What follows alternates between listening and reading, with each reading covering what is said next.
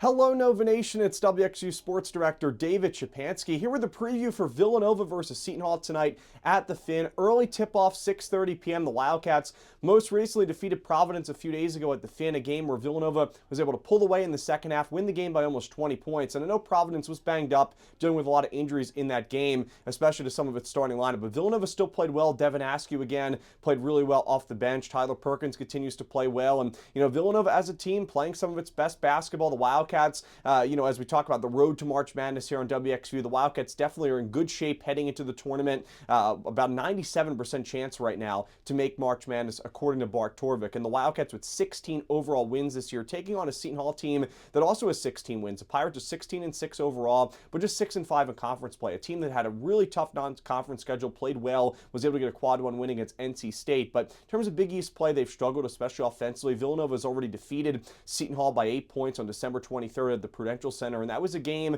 where Villanova shot the ball very well, better than 40% from behind the arc. Caden Lewis scored 16 points. Bryce Lindsey played well, but really the downfall in that game for Villanova was just the fact that they had 18 turnovers. Now, they still won the game, but if they commit as many turnovers as they did, especially against the Seton Hall offense, it doesn't commit a whole ton of turnovers. This game could be closer tonight, so I want to keep an eye on the turnovers. Villanova had almost 20, but really shot the ball well from behind the arc and still won that game against Seton Hall by 8 points. That was a quad one win. Tonight is a quad two matchup for Villanova against Seton Hall. And again, the Seton Hall team just 6-5 in conference play. Some leading scorers to watch: AJ Staten McCray, as well as Tywan Simpkins and Bud Clark. All those three players are averaging about 11 points per game. Stephon Payne is the leading rebounder for this team. He's had a really nice season. But as a whole, Seton Hall averages just about 72 points per game. But if you look at the conference play numbers, this Pirates offense is only averaging about 67 to 68 points per game. So about a full 4 points less per game than what they were averaging overall this season is what the conference numbers show. But the defense is really good. That's Seton Hall's biggest strength.